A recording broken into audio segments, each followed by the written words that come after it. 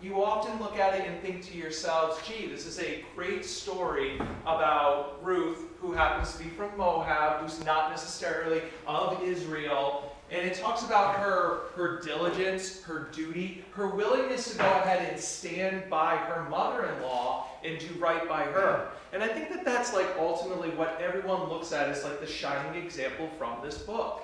But unfortunately, I don't think that that's necessarily the only thing that you can focus on here, because there's another side to the story. There's Boaz, the individual that marries Ruth, the individual that eventually redeems Ruth and goes ahead and brings her into the family of God. So what we're going to be looking at today is how Boaz did his job, similar to what Bill Belichick indicates that we need to do as athletic players on his team, and how we as well can also be kinsman redeemers, similar to Boaz. Matt? So, just to go ahead and kind of get us all operating on the same page, we need to understand what the word redeem means in the first place. Because when I think of redeem, I'm thinking about coupons, I'm thinking about gift cards, I'm thinking about different items that I can put down to purchase items. But that isn't necessarily like the intention of that word. In fact, there are several different meanings that kind of add up to what it means to redeem something. Matt?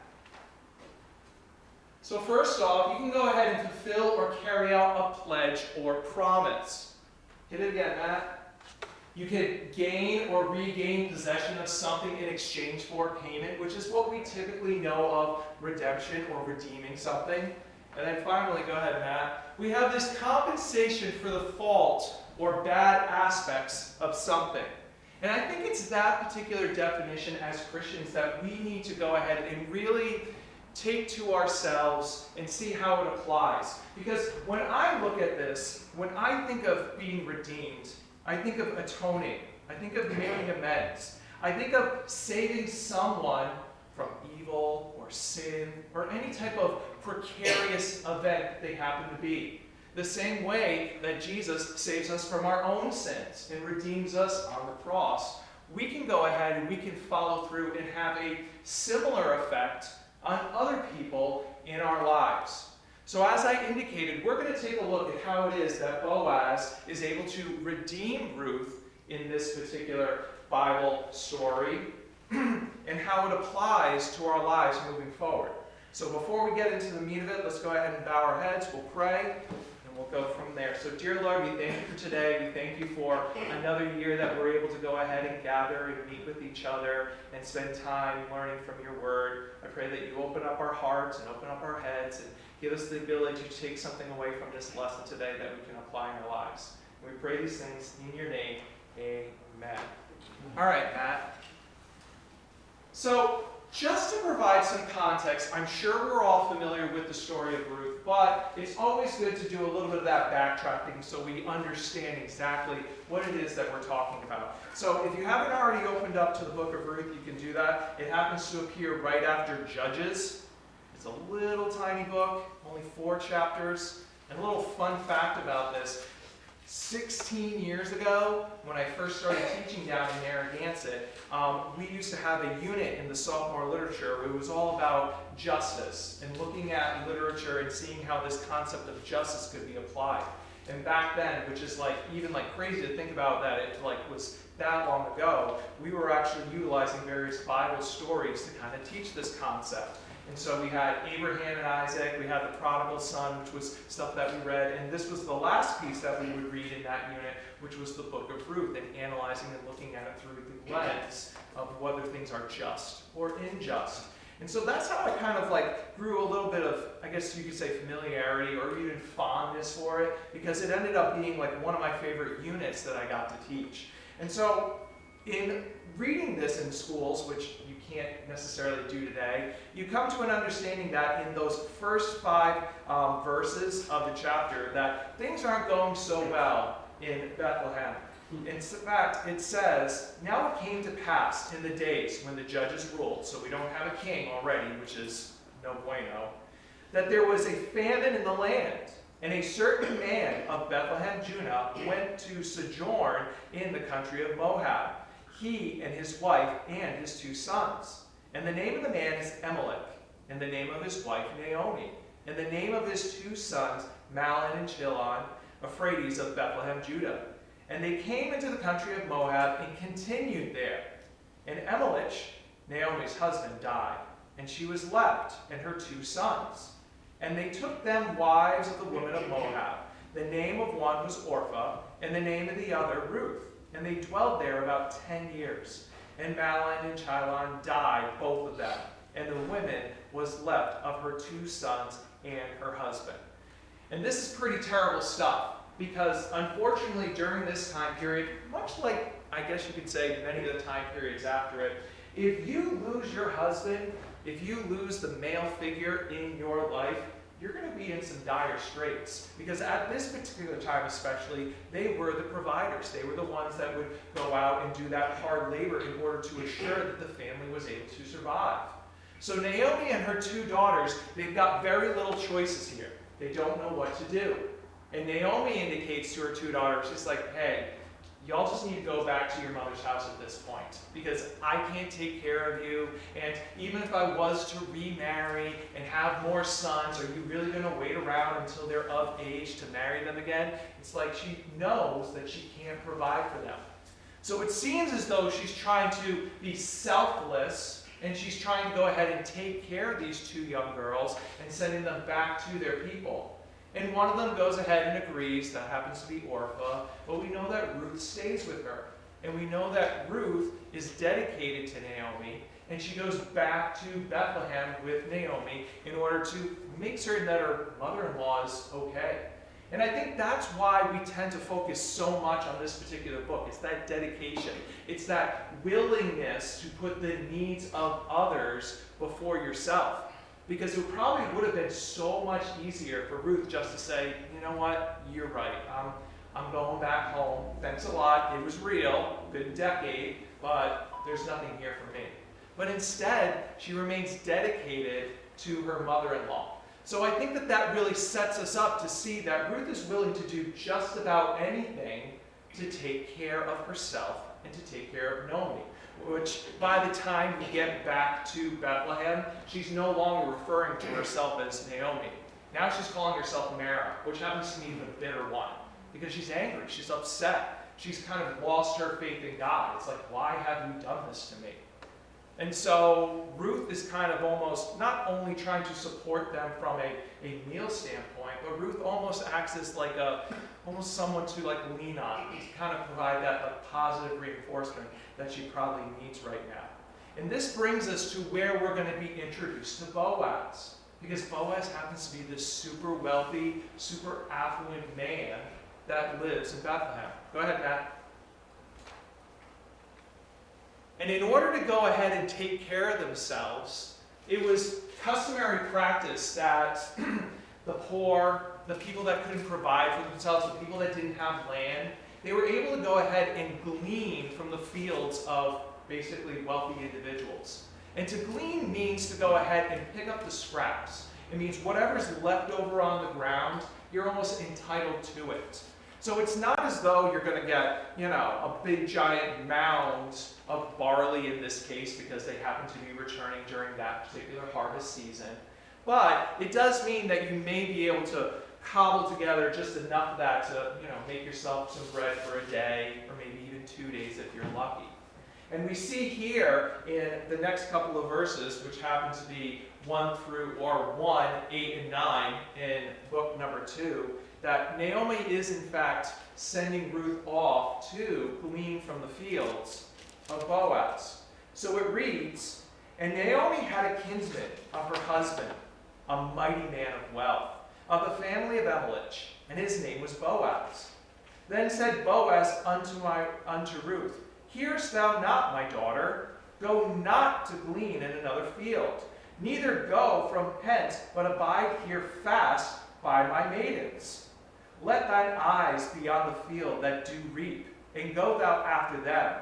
Have I not charged the young men that they shall not touch thee?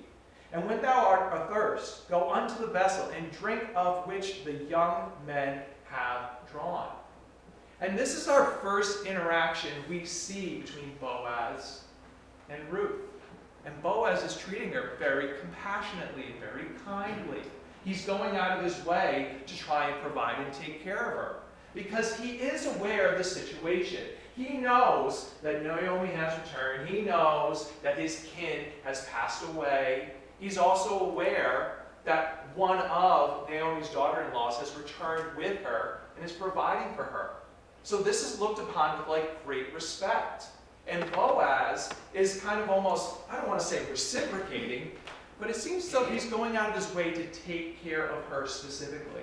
If we look down again at verse number 9, he says, I have charged the young men that they shall not touch thee. So it kind of goes to show the power of Boaz at this time. He's not just, a wealthy landowner. He's someone that is respected within his kind of community. He can say, hey, leave this girl alone, and they're going to listen to him. He can say, allow her to drink from the water that you have drawn. Allow her to go ahead, if she gets thirsty, to benefit from your own work, and they're going to listen to him. And he's of no duty, he's of no need to necessarily go out of his way and do this for her. But he does, because he illustrates great compassion, which is a quality that anyone that considers themselves a redeemer should possess. Go ahead, Matt. And one more click. Every man according as he purposeth in his heart, so let him give, not grudgingly or of necessity, for God loveth a cheerful giver. And God is able to make all grace abound toward you, that ye, always having all sufficiency in all things, may abound to every good work. 2 Corinthians 9, 7, 8. All right. So we can see here that in 2 Corinthians, this is reinforcing that idea.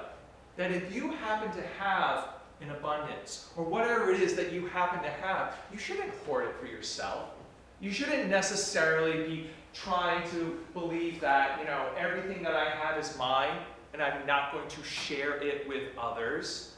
You should definitely be trying your best to show compassion to those that are less fortunate to you, and provide for them.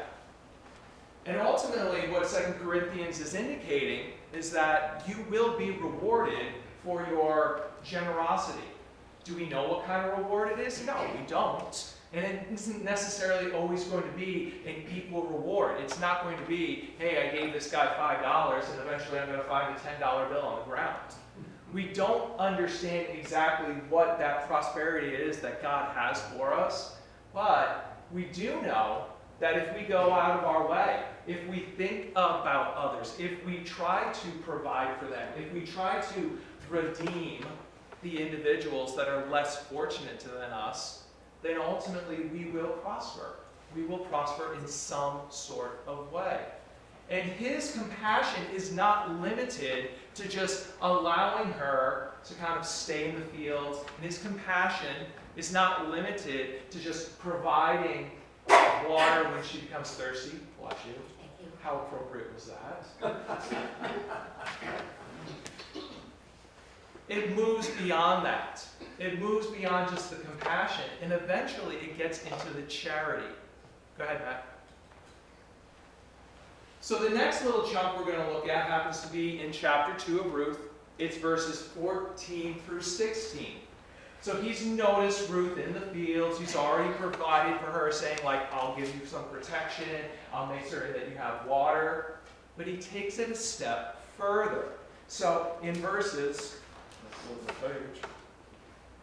14 through 16, it says, And Boaz said unto her at mealtime, Come hither, and eat of the bread, and dip thy morsel in the vinegar.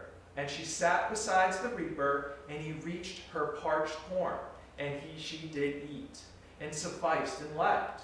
And when she was risen up to glean, Boaz commanded his young men, saying, Let her glean even among the sheaves, and reproach her not.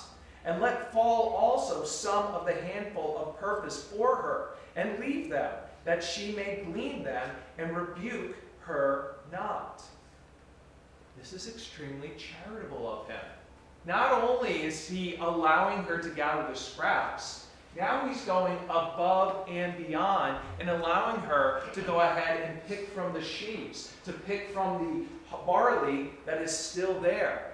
He wants to make certain that both Naomi and Ruth are provided for. And how interesting would it be if we had individuals like that in our society today? I mean, think about all of our uber wealthy individuals that happen to be around us. And I don't even mean like around us within this local community, but just a larger one. Could we see Jeff Bezos saying like, hey, you know what? I know that you're buying these items on Amazon, but instead of buying them at this price, we'll let you buy them at an even cheaper price. Or you know what? I know you actually need this, just go ahead and have it. We wouldn't see that. It seems as though the wealthy, unfortunately, are kind of hyper-focused on themselves. They don't consider their brethren. They don't consider the other individuals that, maybe in their times of need. Now, this is not me going ahead and trying to skirt us into this idea of communism and we need to share equally. That's not it. It's you need to work for what you deserve. However, I think sometimes people get so hyper-focused on the allocation of items and on the pursuit of material needs that we often overlook others and what it is that we can do for them. So we see here that Boaz has kind of two big things going on thus far. He's been compassionate towards Naomi, and he's also been charitable. Matt? And we can see an example of that in Romans 12:10. You can hit that space bar one more time. Be kindly affectionate one to another, with brotherly love, in honor preferring one another. Romans 12:10. And I know that Boaz Belichick up there is kind of indicating that we should be, being amongst ourselves, we should be being compassionate towards other alike Christians, and we should have preference towards those individuals that share similar values. But it really shouldn't stop there. It really shouldn't be isolated to be caring about my fellow Christians or your fellow Christians. You should be caring about everyone. And how appropriate is it that we've just gone through that Christmas season and we've seen the generosity of our church, and we've probably seen the generosity of others around us. Whether that's giving to local soup kitchens or filling, numerous buckets of toys for those less fortunate than us. It's just a solid, good example of what it means to think of others and to try to provide for them when they can't necessarily provide for themselves. And this is all great and this is all grand, but Boaz isn't necessarily doing this all out of the kindness of his own heart. He's also doing this out of obligation. He's doing this almost out of his job. Because during this time period, there's this, I want to call it an act, I want to call it a rule, I want to call it a law. I'm not exactly certain what word to use, so we'll just go ahead and we'll say it a recommendation. Custom? Why not? We can go with custom. It's a little bit more than a custom, but I like that idea. So there's this custom, it's called the Levirate Marriage Act. And the Levirate Marriage Act can be found in Deuteronomy. And what this act ultimately does, it lays out the idea that if you have a kinsman, if you have a relative that passes away, you happen to be of obligation to either purchase the land that this individual owned, or you had to go ahead and take on anyone that that individual was supporting. Go ahead, Matt. So if you turn to Ruth 3, 11 through 13, we can see this kind of Levirate Marriage Act coming into play and how it affects Boaz and the decisions that he makes. So in verse 11, this is, so again, context-wise, at this point the night is ended, okay, Ruth has come back to Naomi with a whole heap load of barley. There's a specific amount that's identified in the book. I just can't remember off the top of my head exactly what it was. But it was enough basically to make bread for, I think they said, several weeks. And so Naomi is getting filled in on all the details from Ruth. And Ruth indicates, who Boaz is. And she says, oh, well, he happens to be of your kinsman. you know what you should do? You should go to him this evening, and you should basically intimate to him like, hey, I'm yours if you want me. Because Naomi is aware of this custom, and Naomi is aware that there's no way that they're going to be able to provide for each other or themselves at this rate.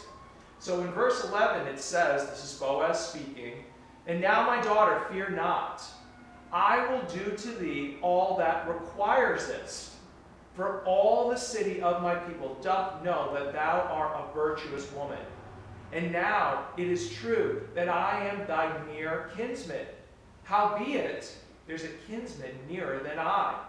Tarry this night, and it shall be in the morning, that if he will perform unto thee the part of a kinsman, well, let him do the kinsman's part. But if he will not do the part of a kinsman to thee, then will I do the part of a kinsman to thee. As the Lord liveth, lie down until the morning." So Boaz has that compassion, he has that charity, but also he follows the rules.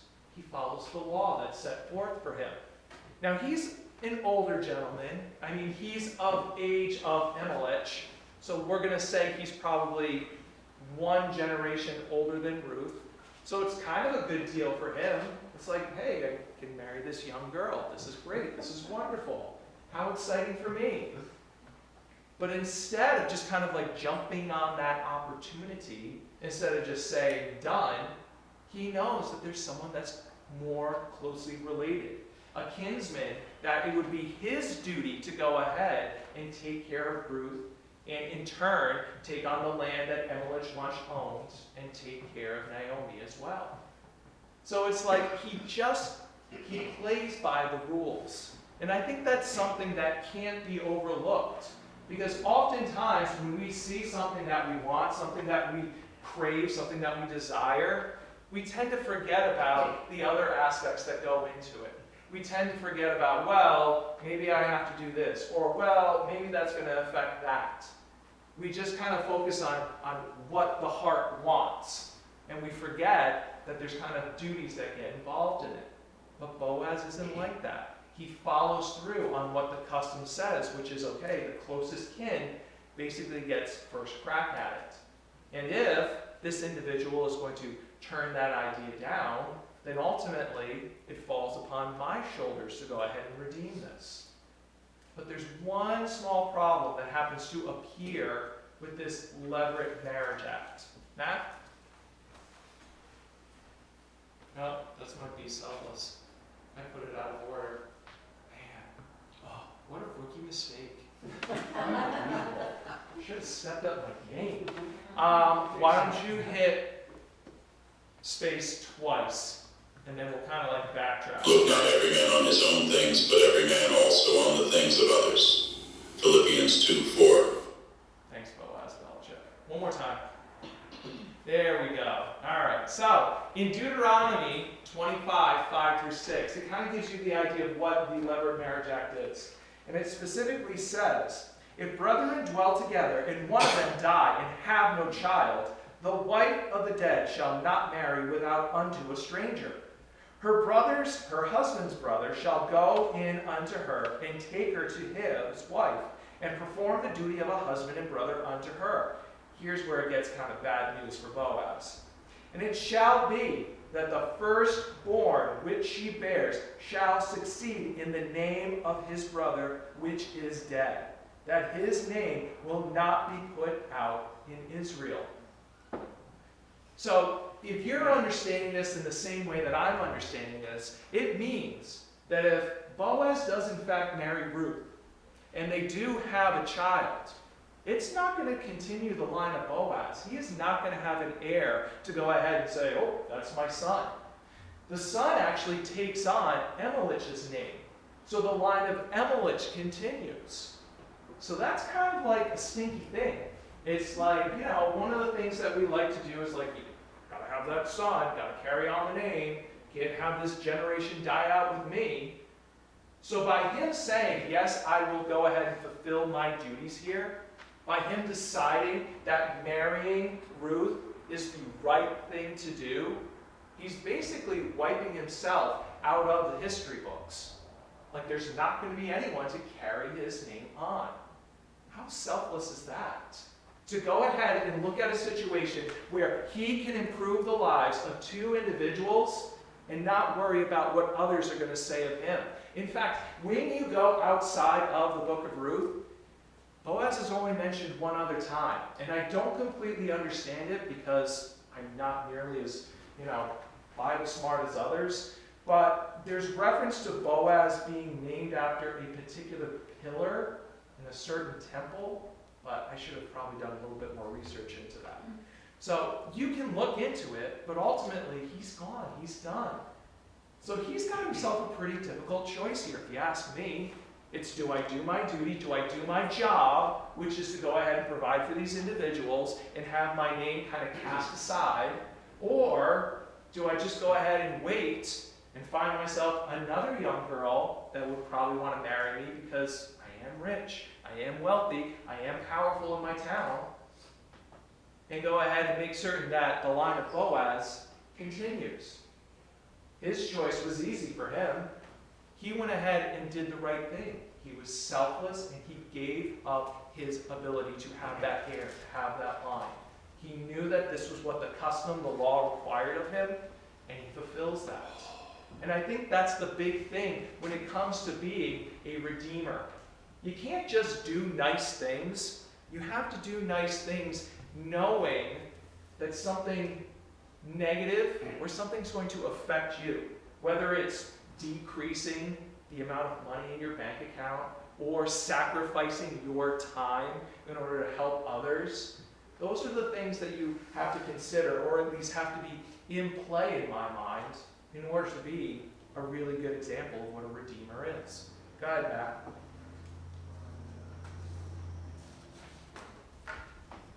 And so we see that Boaz does in fact follow through on what he said he would do. He goes and he approaches this kinsman. He indicates to the kinsman, like, hey, I've got this girl. Her name's Ruth. You can marry her and you can take the lands. Pretty sweet deal. Are you into it? And this individual isn't. So if we look at Ruth chapter 4, verses 3 through 6, it says, and he said unto the kinsman, Naomi, that is come again out of the country of Moab, selleth a parcel of land, which was our brother Elimelech. And I thought to advertise thee, saying, buy it before the inhabitants, and before the elders of my people. If thou wilt redeem it, redeem it. But if thou wilt not redeem it, then tell me, that I may know, for there is none to redeem it besides thee, and I am after thee. And he said, I will redeem it.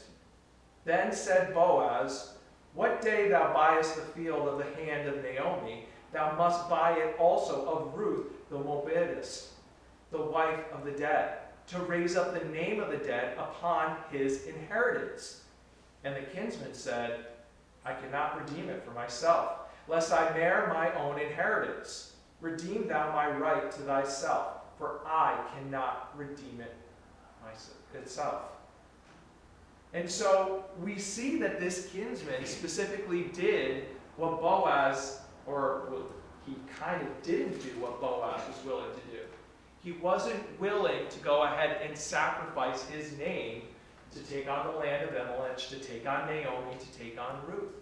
He was more interested in making certain that his line continued. He was more interested in his desire to be remembered in the history books. And I think that's sometimes the problem, especially with our modern society. Everyone is always thinking about what's best for them. How can I benefit from this?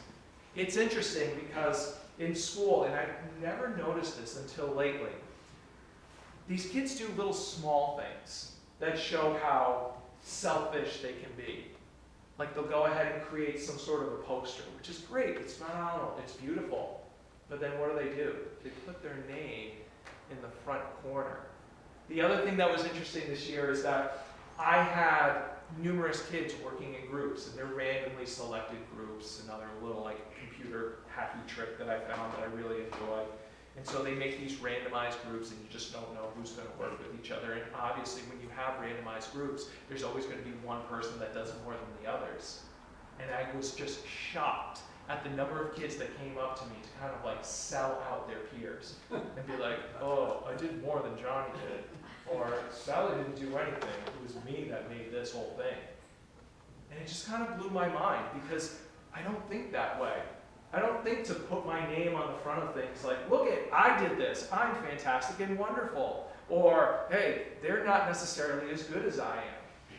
And it's really almost kind of disgusting because you shouldn't be so enamored with yourself that you want to put yourself out there, to make yourself this shining star. It's always better to just kind of do those good, right things and do them kind of in the background. Because ultimately, like, everyone is going to benefit from it. You know, it's like I absolutely despise when people have to go ahead and do something like charitable, but then they need to make everyone know that they were the ones that did it. Like I heard this story, it was like a couple of Christmases ago, there was this random individual that like went to Walmarts all across the country. And he was basically paying off everyone's like layaway gifts. So like he would go to the front desk and be like, hey, I've got $10,000, put this down on the layaway. He never told the people that he did it.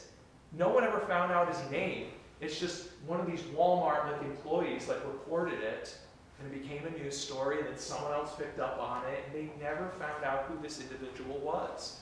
How selfless of him. How wonderful of that guy to go ahead and think about others, but not necessarily need that credit, not necessarily need that acknowledgement. That man was acting like a Boaz. He wasn't being like this other kinsman that was more interested in name recognition, in carrying down. So ultimately we see that Boaz does these three main things that make him an ideal individual to be this kinsman redeemer. He has that compassion, he has that charitability, and most importantly, he has that selflessness, that willingness to go ahead and put the needs of others before himself. And it's that desire, it's that willingness to go ahead and think about others that really pays benefits. So Matt, you want to go ahead and take that next one, please? And what benefits are we talking about? Well, we can see in verses 13 and 17, there's a pretty solid end result to this story. So it reads, so Boaz took Ruth, and she was his wife.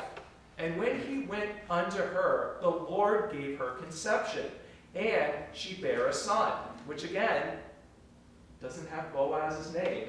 This is from the line of Elimelech. And the woman, her neighbor, gave it a name, saying, there is a son born to Naomi. And they called his name Obed. He is the father of Jesse, the father of David. And we all know who also comes from the line of David. It's our Redeemer, the ultimate Redeemer, Jesus Christ himself. And Boaz isn't recognized ultimately for being like that person that did all these kind deeds that led to our eventual redemption. It's like he was so willing to do the right thing, to do his job, that we don't have to worry about our soul. We don't have to worry about our salvation, because there was someone that came from that line that ultimately paid the price for us. So the big question becomes, how do we become this Boaz? How do we become this person that is selfless? How do we become this person that's willing to go ahead and think about others? And the thing is, I don't have the answer for that, because I think it's all individualized. It's what can you do at certain times in certain places? What opportunities do you have to ultimately help others? And I think that that's ultimately what I'd like to take away from this story. It's not just about Ruth. It's not just about the duty. It's not just about giving up on your people to go ahead and worrying about others. It's also about what Boaz did for her and how it is that this is a name that really shouldn't be forgotten in the history books, but only because of his actions, it can be. And just like a little fun fact to kind of tie this all up before we get you all out of here, is that Boaz isn't the first individual in his family to go ahead and have this selfless attitude. He's not the only person from his line that has demonstrated that redemptive quality. His father happens to be a man by the name of Salmon. And Salmon, similar to Emelich and Chilion, married a woman that wasn't of Israel. So Salmon married a woman that happened to be named Rahab. And if you all were here back in November when I spoke a little bit about the walls of Jericho, or if you're just, Bible smart, you know that Rahab happens to be a harlot that assisted with the fall of Jericho. Again, she selflessly gave of herself in order to help the things of Christ. So it almost, you could say that it runs in the family. And so I challenge you in 2024, let's not be crazy. Let's not fall through walls or smash our dad with pictures. But maybe we can go ahead and do a little bit more to kind of be those redeemers, those kinsmen's redeemers, similar to Boaz.